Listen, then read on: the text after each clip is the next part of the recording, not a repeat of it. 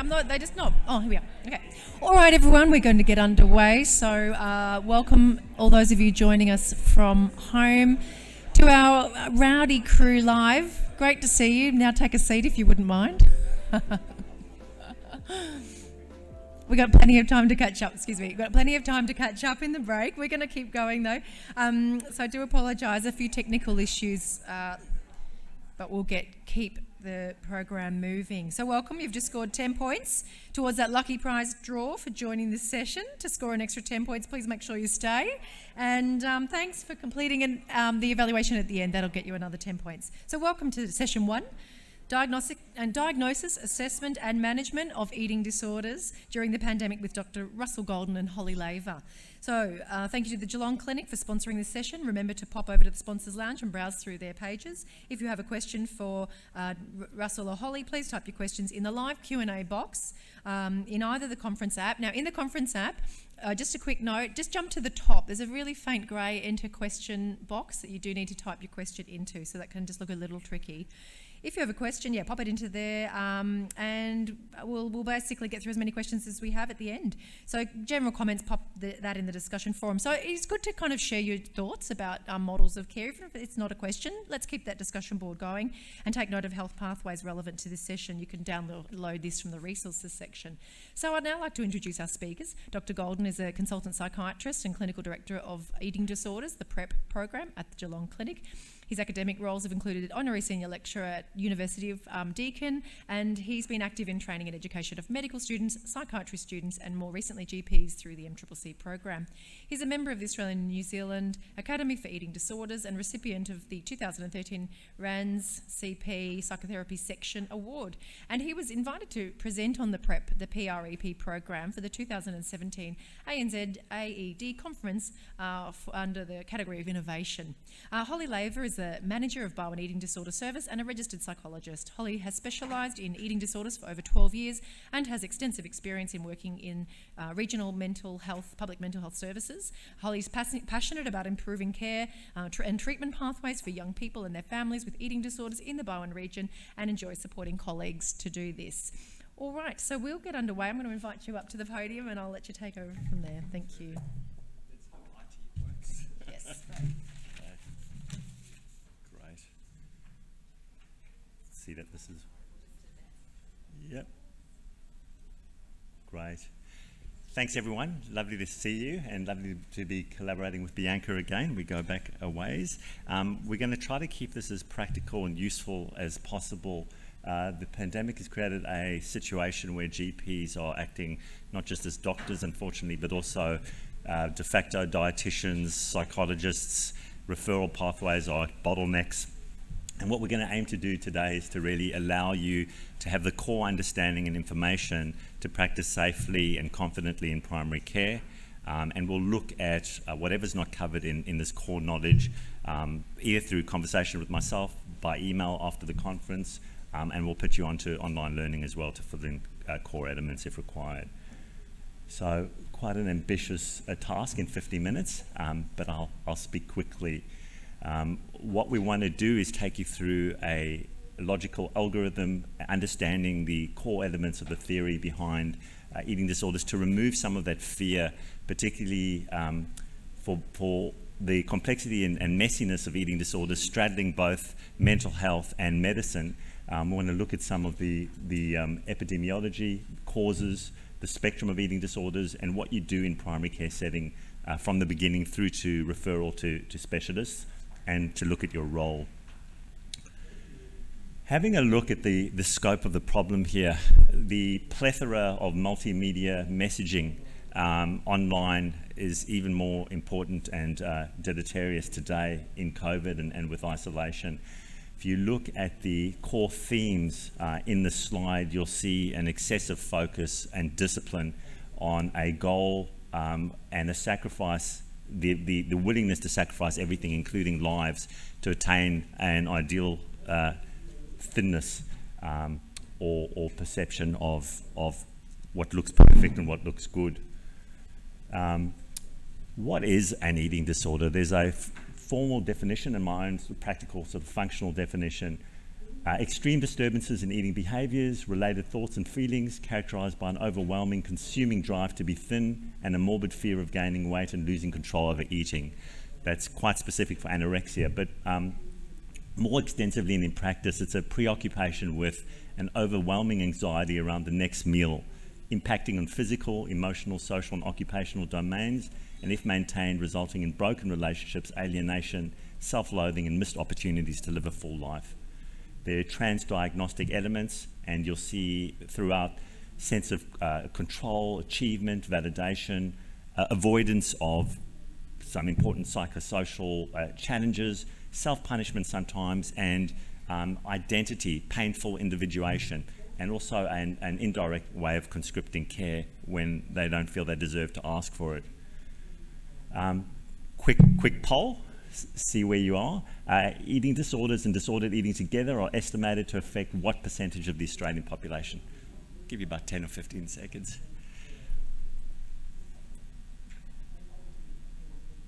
16%. Okay, so a fair bit.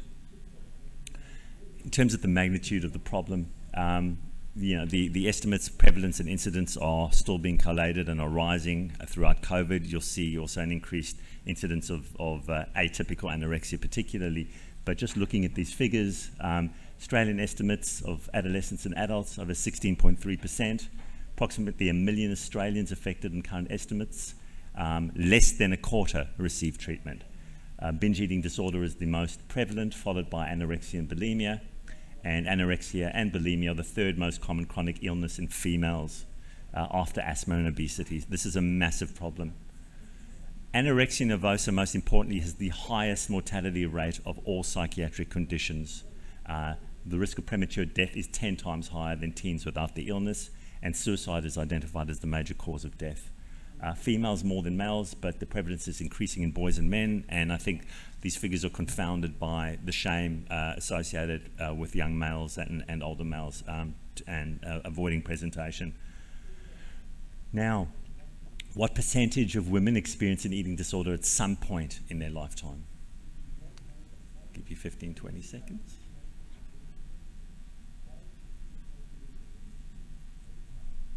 %. Huge.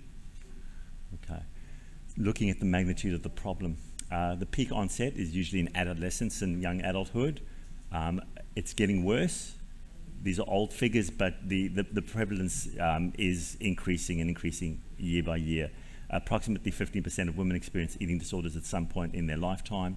Estimated 20% of females have an undiagnosed eating disorder, and the socioeconomic cost is huge. The Deloitte Access Economic Study in 2012 was the largest study conducted and showed $69.7 billion, so 99.9 million in healthcare costs, but the remainder estimated productivity loss and loss of healthy years of life. Practice point takeaway messages. Given the significant mortality and morbidity, early identification and assessment treatment is essential. Better outcomes are associated with early access to treatment and shorter duration of symptoms. Primary practice is often the first port of call for patients with eating disorders, and GPs provide an essential service in initial assessment, referral and ongoing care as part of the multidisciplinary team, more than ever now. Look at the spectrum of eating disorders. What's not included here are the subthreshold eating disorders, orthorexia, so healthy, so-called healthy eating that's taken to the extreme, and that's a huge part too. Polling question quickly. Which of the following is not characteristic of anorexia nervosa? Persistent behavior that interferes with weight gain despite low weight, restriction of energy intake, binging and purging, or eating rapidly and feeling guilty afterwards? Again, I'll leave you some time to think.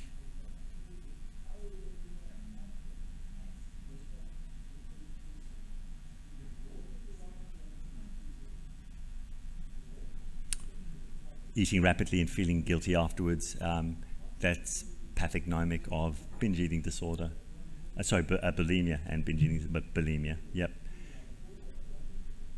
So looking at anorexia nervosa, please note as we go through the DSM-5 criteria, weights are not mentioned specifically, and this has implications for your treatment. It's very important to understand why this revision has been made, and we'll discuss it later with Holly. So anorexia, restriction of energy intake resulting in significantly low body weight or less than minimally expected weight in the context of age, sex, development, trajectory, and physical health, intense fear of gaining weight or becoming fat, or persistent behaviour that interferes with weight gain despite low weight. There's a disturbance in perception of body weight and shape, undue influence of body weight or shape on self-evaluation, or persistent lack of recognition of the seriousness of the current low body weight. And there are different phenotypes, different subtypes. Restricting is the most common, but binge purge is quite common too. It's often confused with bulimia. Bulimia nervosa, recurrent episodes of binge eating, so excessive amount of food in discrete periods and a sense of lack of control. Recurrent inappropriate compensatory behaviours to prevent weight gain, vomiting, laxatives, diuretics, fasting, excessive exercise. Frequency of at least once per week for 3 months, and self-evaluation unduly influenced by body shape and weight. This disturbance doesn't occur exclusively during episodes of anorexia nervosa. If we look at binge eating disorder, which is the highest prevalence, recurrent episodes of binge eating associated with symptoms such as eating more rapidly, feeling uncomfortably full, eating despite not feeling hungry, eating alone due to embarrassment and feelings of self-disgust, guilt afterwards, marked distress regarding the binging, frequency of at least once per week for 3 months, and notice the absence of compensatory behaviours, which occurs in either anorexia or bulimia. And they're miscellaneous, and this is important as well. Previously called EDNOS, now OSFED. These are clinically significant symptoms. They have a significant amount of morbidity. They don't meet full criteria for other eating disorders, so atypical anorexia, which again has exploded during the pandemic, bulimia, with frequency of binging and compensatory behaviours less than once a week, and binge eating disorder with decreased frequency and purging. Really the take-home message is, if you suspect an eating disorder, start the referral process and assessment. Don't quibble about categorical criteria. There's avoidant restrictive food intake disorder, which is quite highly associated with ASD. We see a lot of that now. Eating or feeding, and young children as well. So it's fussy eating taken to the extreme. Eating or feeding disturbance with persistent failure to meet nutritional needs, associated with either significant weight loss, growth failure, nutritional deficiency, and dependent on supplemental and enteral feeding, marked interference with psychosocial functioning, not explained by the lack of available food or culturally sanctioned practice. And there's the absence of bulimia or anorexia, and no intercurrent medical illness. So let's start with some of the building blocks for your practice. Initial step is in establishing a therapeutic alliance, is to begin to understand the patient context and risk factors. Let's go into some of that core knowledge now. So the causes are complex, multifactorial, bidirectional. If you look at mental health conditions associated, and as I said, works in both directions: anxiety, depression, trauma, bullying, childhood sexual abuse, ASD, OCD, dysmorphia, low self-esteem, temperamental perfectionism or impulsivity. And anorexia nervosa and bulimia nervosa, you see co-located with different sorts of personality disorders. They're not mutually exclusive, but you tend to see what's called anancastic or obsessional personality disorders more with anorexia nervosa, with a sense of over-control, and you tend to see borderline personality disorders and impulse control issues with bulimia nervosa. Biologically, there's genetic and epigenetic causes. Look at twin studies with their percentage of variance. In eating disorder during early to mid-adolescence, there's 40% variance in some really important twin studies. BMI is one of the very important predictors, so starting with a low BMI is quite highly predictive of anorexia. Gender identity, also associated now with emerging eating disorders, has become especially prominent or noticeable now in the pandemic. Always was the case, but is more obvious now. Individuation issues and disability as well, physical differences. Sometimes the eating disorder is preferred to the disability itself, and it's very important to recognize. There's also diabulimia and diabetes, so that's insulin abuse to create a diuresis, form of self-harm. Again, we've spoken about the sociocultural ideals, thin ideals, and the opposite, muscle dysmorphia of the muscular ideals, and you see quite a bit of that as well. Okay, which statement best describes you in terms of your current knowledge? If you just think about it, I won't read it out, but just think about in terms of where you are and your comfort level with treating eating disorders.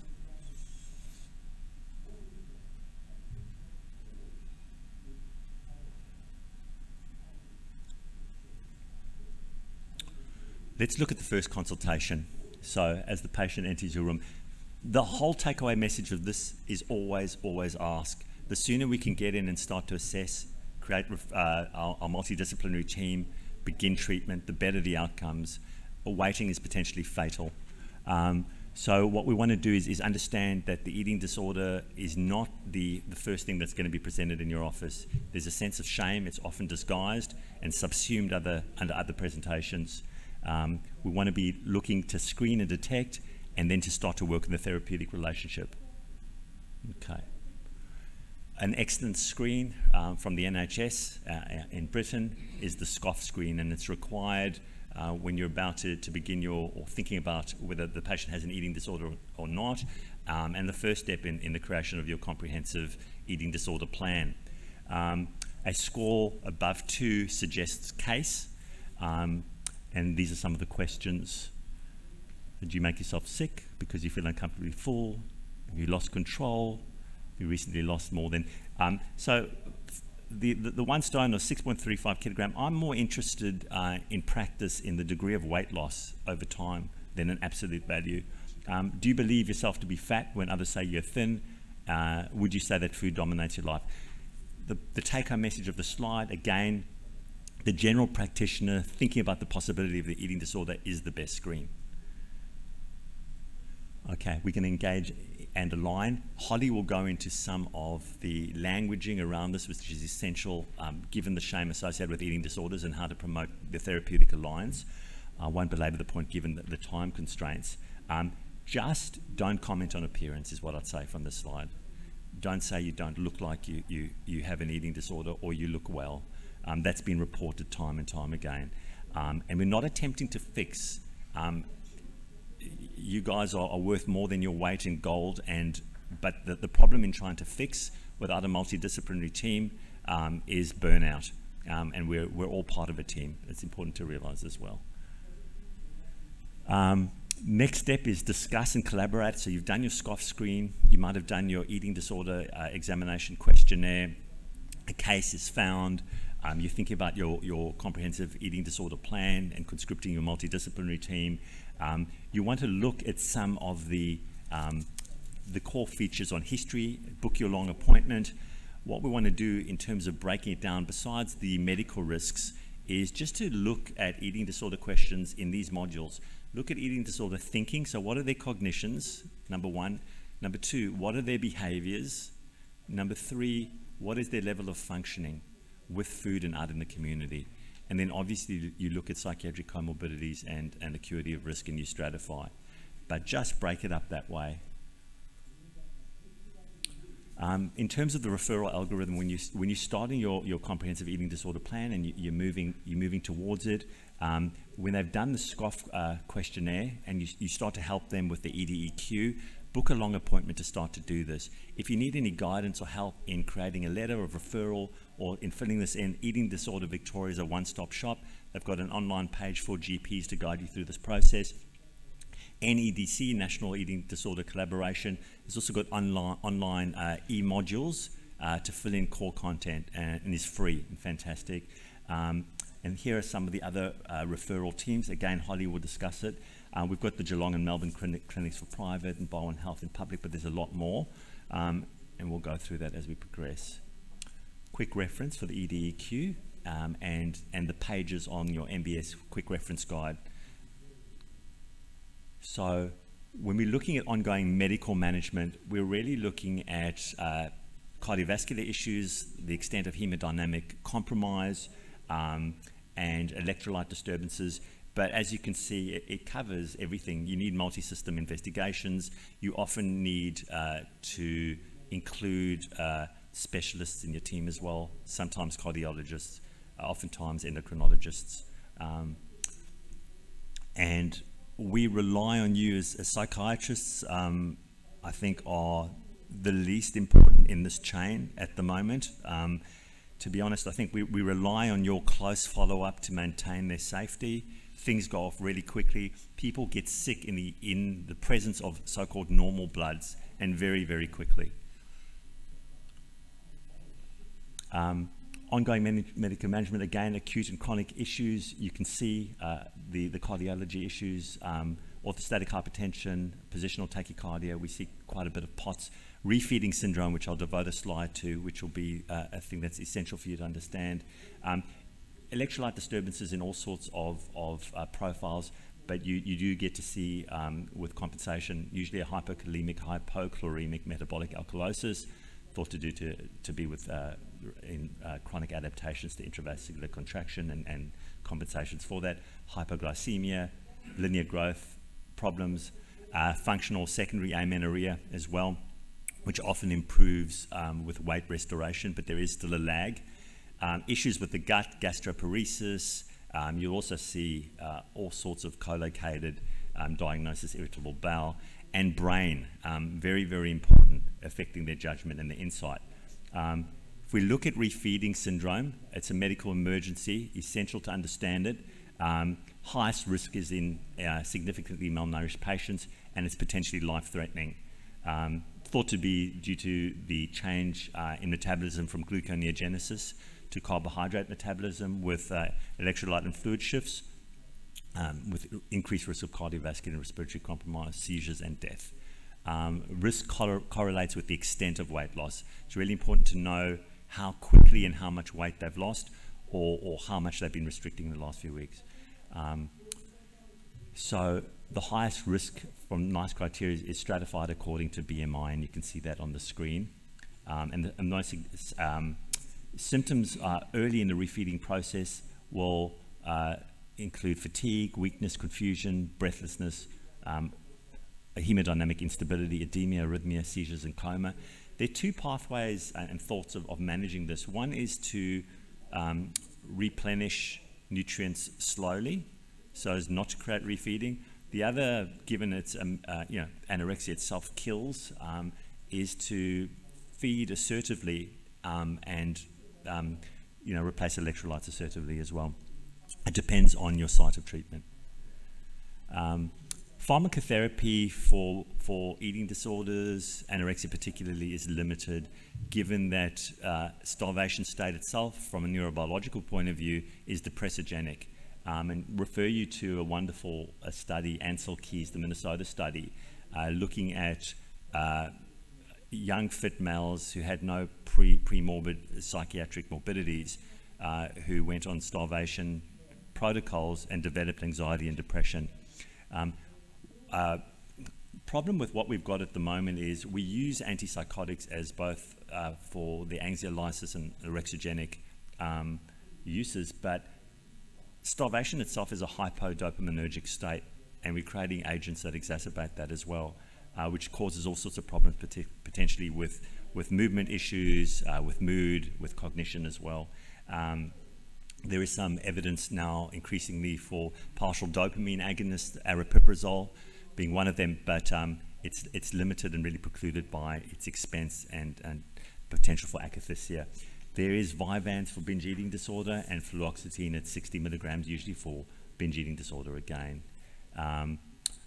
When things go wrong, so we'll look at now stratifying risk. This is super important.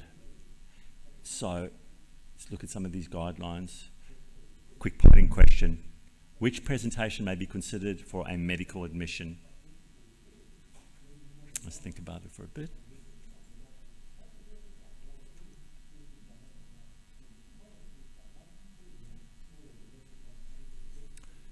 So the lowest BMI, systolic at less than 80, postural blood pressure of 20 millimeters mercury drop, withstanding, and being cold. Yep. Just remember, this is not this is a guideline. If someone's sick enough and they don't meet that criteria and they need medical help, get their medical help. Assertive letter to the emergency department. This is the RANZCP guidelines for both psychiatric and medical admissions. By the way, my slides will be made available at the end of this, and you can have them. What the psychiatric requirements guidelines really are focused on acute risk to self, of suicide, as well as the degree of issues created by the anorexia itself, and they've included some medical parameters that we've discussed, and you see the medical that we've just discussed as well. I'll hand you over to Holly. Thank you. We'll have a case study potentially at the end if you have time, and some questions as well. Yep, I think we're tracking well for time. So I probably don't need to tell a lot of you this, but admissions have skyrocketed during COVID-19 pandemic. So numbers like 191% increase for adolescents and adults, certainly at Barwon Health, but this is worldwide.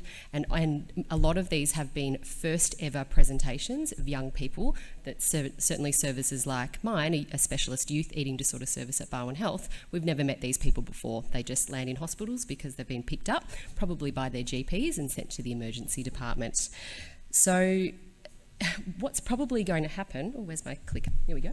What's probably going to happen is now, particularly while there's significant bed pressures in all hospitals, is that people are most likely to be admitted simply for medical rescue and then discharged. You may be able to arrange a direct admission to bypass the emergency department, and depending on where you are and which hospital, consulting with the on-call paediatrician or on-call endocrinologist or gen med specialist to get specialist advice about, does this person need to come into hospital, and should this be via the emergency department, or can they come straight onto the ward for a period of time? But it will probably be brief, and many hospitals won't have a specialist eating disorder protocol to manage these patients. Barwon Health, we're very lucky to have a specialist eating disorder service to work closely with the medical wards, so we've kind of enforced one on them. But you're sort of not going to really know what you're going to get. Certainly all the medical issues will be corrected to the point of, sometimes we say to people, you are medically stable now by like an eyelash, it's like you've got no buffer, and they're obviously sent home and probably land back on your door, back in your office within a few days. So post-discharge, it's probably really important to have a conversation about what happened, what was hospital like, what were the positive things, what were the not so great things, and if there's anything that could be taken from that admission that can be applied in their everyday life, then certainly discuss that with them, making sure that they're linked, privately or by a public mental health service to ensure that there's support. If they've ended up in hospital, then they probably need an increase in their treating team. It's reaching a point where it's significantly impacting their health. So we pretty much at the moment have 8 beds for the state for over 18s in the public domain, and that's at John Cade Level 2. But we're actually at a really important moment in time after the Royal Commission, and certainly for eating disorders, because the light has been shone on this significant issue, that we're going to see a lot more resources hopefully put in 2 beds, specialist eating disorder public beds, but also general resources to stop people ending up in hospital. But there's not enough. You can't send somebody apart from to the Geelong clinic if they are over 16, medically stable, or to your Melbourne clinics. To public services are quite limited. This is a really great book. Certainly a lot of medical professionals that I know swear by it, even for non-medical professionals. Dr. Jennifer Godiani in the US. If you can get hold of that, great book. So I'll leave that there.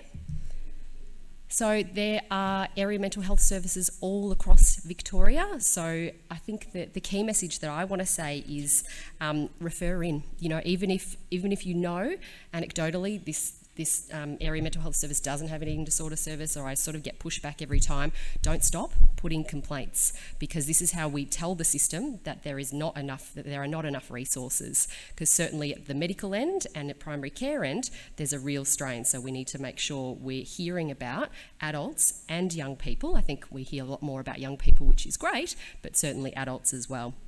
So don't keep the numbers hidden. But certainly that link, if you live wherever you live, you can click on the link. There's an A, B, C, D, E. You choose the exact town the person lives in, and it will tell you the area mental health service that you can refer to. So for serious, severe illness, I would be referring into that service. And as I mentioned, there's major reform occurring, so we're very hopeful that things are going to change significantly.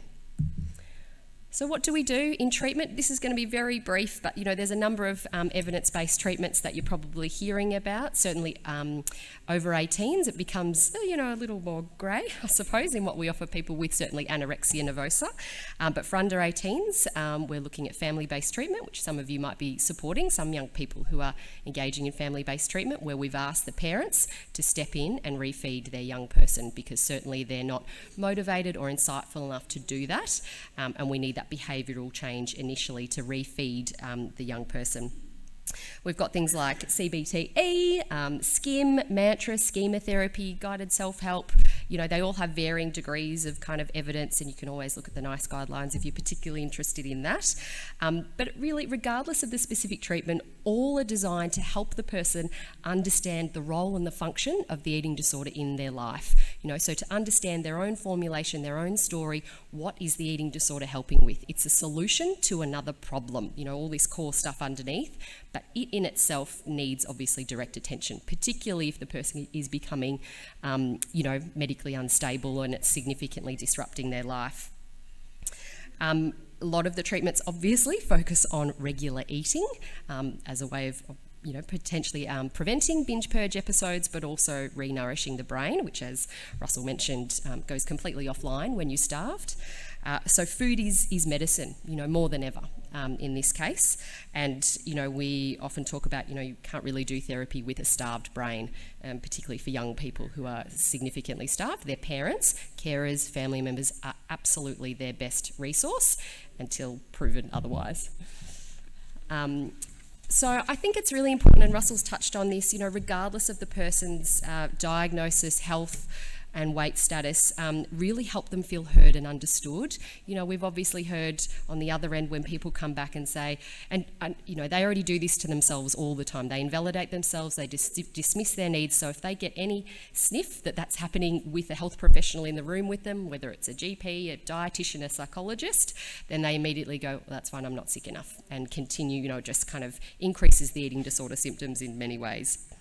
So it's about really creating that safe space for physical monitoring. Obviously, that's your kind of primary goal, and working out treatment options together. You're really walking alongside these people. They probably know a lot if they're in treatment about what they should eat, and know a bit about what's happening for them. So they don't necessarily need lectures, but I think for GPs, it's really, that fine balance of validation, but also holding the line of the medical significance and the concern, so making sure they're aware of how dangerous this is. So some education about the physical impact and things like that is helpful, as well as helping them feel heard. And certainly trauma-informed care, getting their consent for weighing, even though you know it's obviously pretty important in terms of referring and potential admissions and things like that, but making sure you're asking them and doing it in the safest possible way.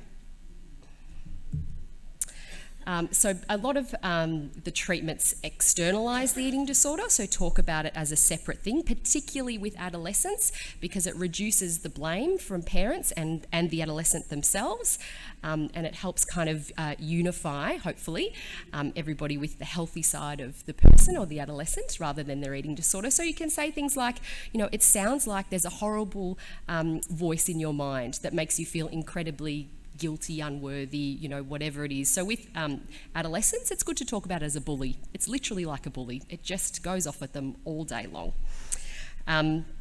So I've already talked about that the person will be in kind of a dismissing role all the time within themselves. So, really kind of validating where they're at and the psychological distress, regardless of kind of physical health parameters, giving hope and letting them know that actually they deserve to feel better, because they do not believe this. You deserve a better life than this, and you can feel better, and we're going to work together on getting you the help and support that you need.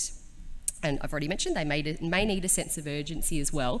But remember that these are often, particularly anorexia, but these are fear-based disorders, so that they will have a sense of feeling threatened if there's an idea of the eating disorder, their coping mechanism probably being taken away from them. So you will see that. You might get a reaction that is fight, to argue against you, or flight, not come back to your appointments, or kind of shut down in the sessions because you've activated a fear response in the conversation about treating the eating disorder or thinking about going to hospital, etc.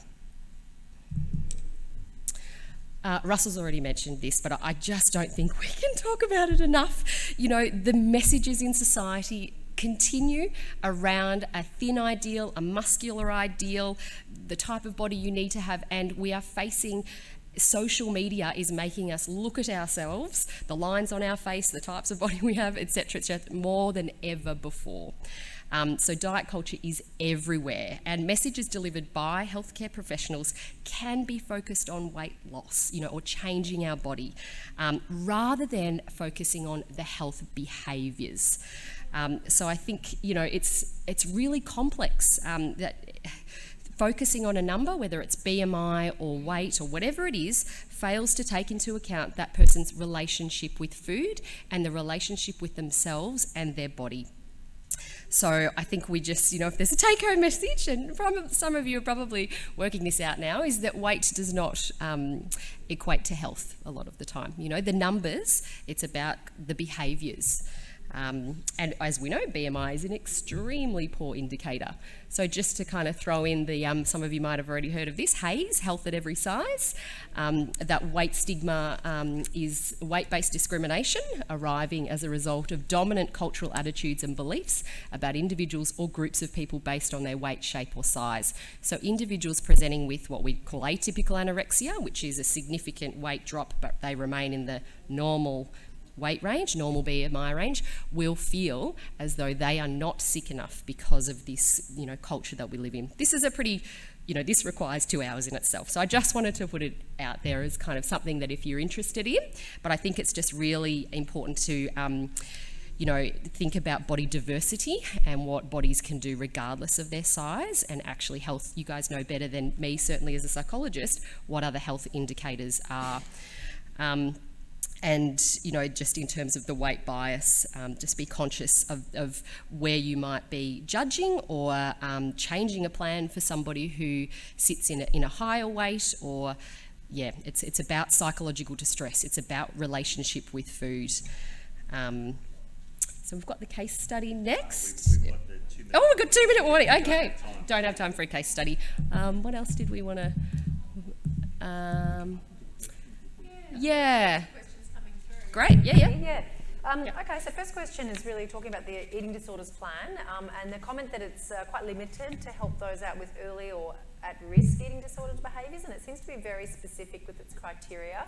Do you have any comments about this? Yeah, Do you want to come up here, Russell? Oh, you've got it, yeah. Will pop up there, yeah? See if this one's worked. Just give it a quick test. Yep. No, maybe up there.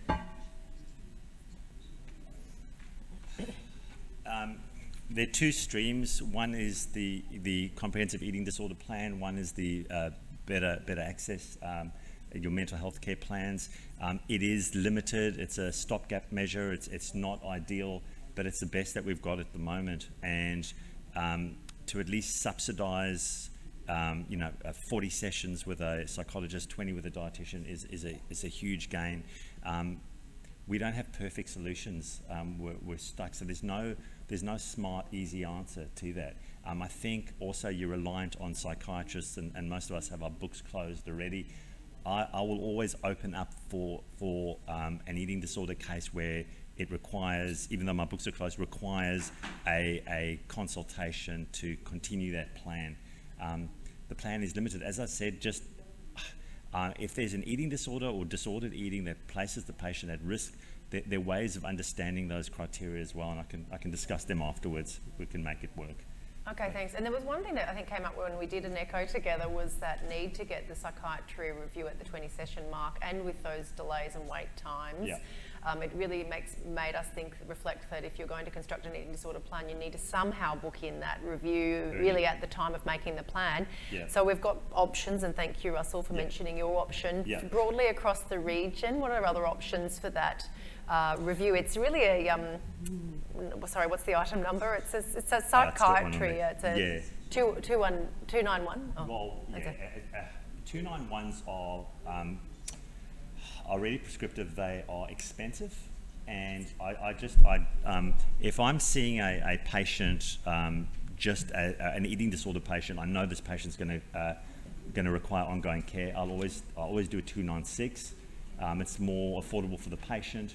But yeah, you could do 291s. But look, I think you also have a deficit in psychiatrists that are qualified or interested in treating eating disorders, unfortunately, as well. So Holly, is there anything else through the public system that we might look at there? Not yet, but we're certainly at Barwon Health talking about, as with further expansion of the service, which we're anticipating with further funding, actually building this into the service, having a psychiatrist available to just review plans. I think it really should also sit within the public system, so that's certainly on the radar. Thank you. And this next question that comes, and I know it probably was relevant to a timestamp, so who can we refer to? And I'm wondering if that came up at the time you might have been talking about psychiatry, or it might have been psychology and dietetics. So I'm sorry if I don't know the point of that timestamp. But could GPs have a list of providers with an interest? I guess the key piece, I think, is probably the most broad thing that we could say is, where do GPs go to access this information about who to refer to? I'll go, and then you go as well, because it's really important. So Eating Disorder Victoria, Victoria-wide, has a list of dietitians and psychologists that are skilled. To me, it's a one-stop shop. It's outstanding. Yeah, I think EDV, you can always also contact, again, your local area mental health service. They'll probably have a list. We obviously have a list at Barwon Health of our private providers, psychologists and dietitians. So yeah, sometimes region specific might have their kind of list in the background, because they will have had so many more calls about presentations for eating disorders lately. So is that just calling the triage team and asking for some navigation support? Yes, yeah, that's right. Do they have a list? Certainly Barwon Health have a list. And again, yeah, maybe that might prompt them to also create a list. There's certainly some credentialing going on in the eating disorder world at the moment as well through ANZAED, which is the peak body for eating disorders, Australian New Zealand Academy for Eating Disorders. So that, my understanding is, once professionals, psychologists and dietitians and mental health professionals are credentialed in kind of eating disorder treatment, that they will be creating a database as well, which hopefully will be communicated really clearly through the primary health networks. Okay, and I just question for us to reflect on as GPs, I think, is how much do we think about the triage phone numbers as helping us navigate the system or helping support us to support families, and how much do we think about it as being that point of referral? So I think we probably can use the resource of the triage team if we can get through on the day, granted, but to probably get a little bit more practice support for point of care advice. Okay. Just quickly, Eating Disorder Victoria as well has a support for families, which is essential. These are the forgotten part of eating disorder treatment. So for families, carer support groups, parents, so EDV. Thanks. Look, there is a comment, but I'm going to just reflect upon it because it's got a couple of votes. It's about that idea of this is a big problem. It's a shared problem across, I guess, what is a federal and state system. And I think that it's tricky on your end. You're saying if we complain, then you can escalate up through the state system. I guess the question for us is, how do we escalate that up through the federal system? How do we complain? I mean, the patients press upon us, but there's not many avenues for us to advocate for improved services at your end. This is a tricky one. How do we advocate in this space?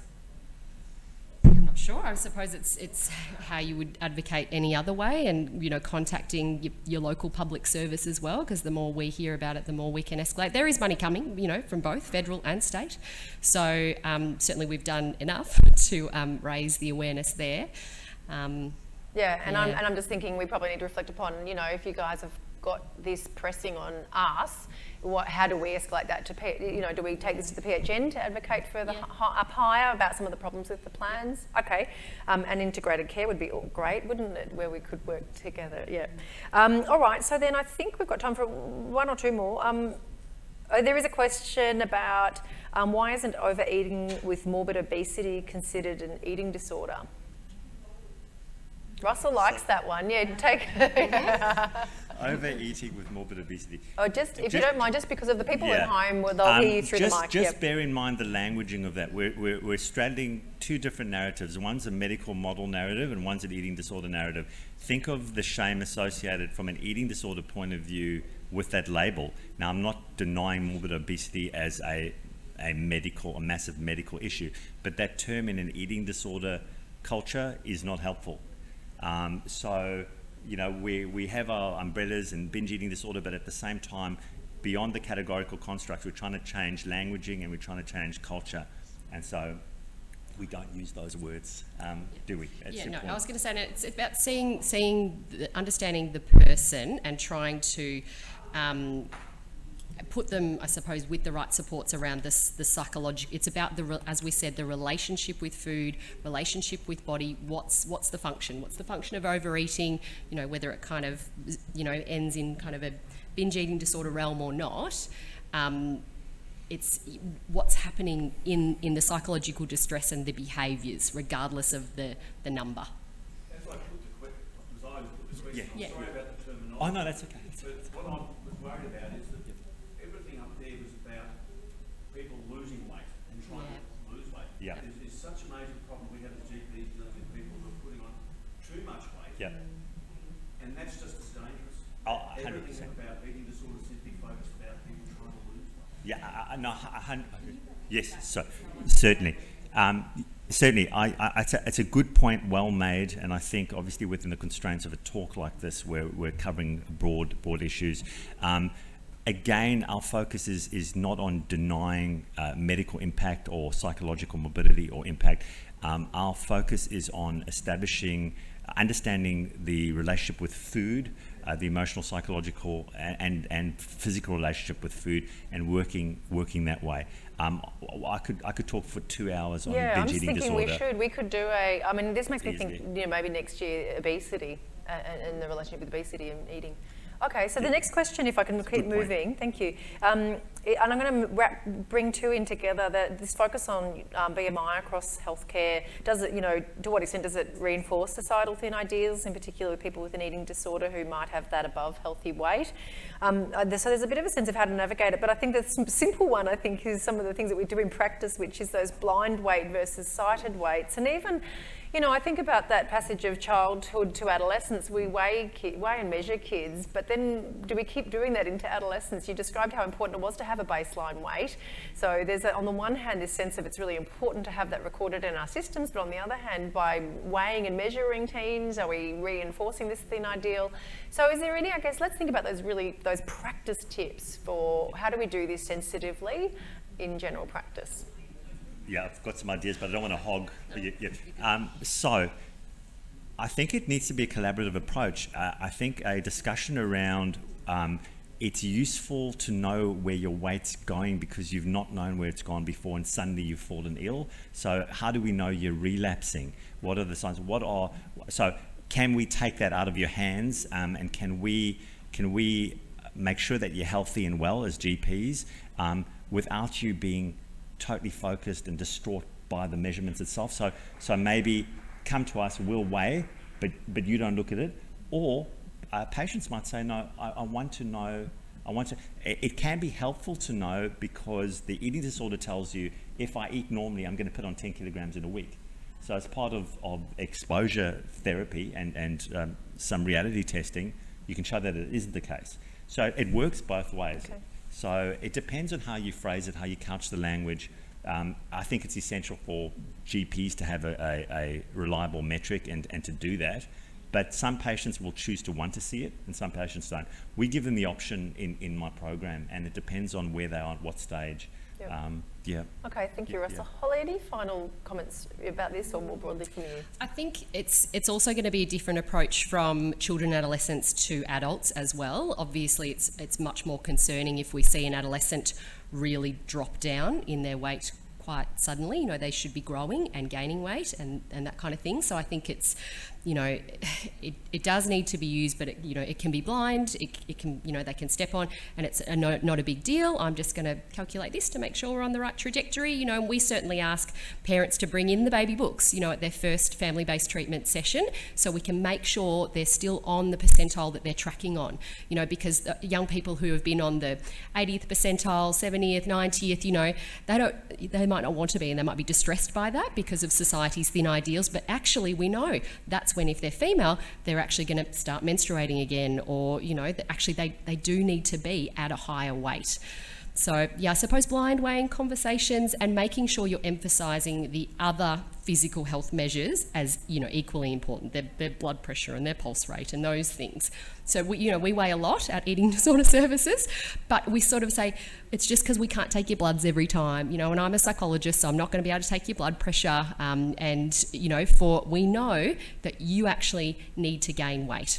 And again, weighing is a very contentious issue even within kind of the specialist eating disorder world. So there's no simple answer, but having an open discussion about how helpful versus unhelpful it's going to be for you to see your weight. I can hold that for you. It's actually not the most important thing we're really interested in, but it's just a measure that is good to have, particularly for children and adolescents. Thank you. Thank you very much for your time today. It's been a really interesting presentation. If you'd like to hear more about eating disorders, and there's certainly more questions in the chat, a little bit about access, referrals, accessing secondary consultation, do let us know through the evaluation what you're interested in. Thank you so much for your time today, though, and we'll be in touch. Yeah, thank you. Thanks, Beth. Thanks all. We'll take a quick break, and we're going to be back ready to start. Yeah, so it's literally a loo break. You can go straight in? Okay, all right. Quick wriggle, maybe a drink.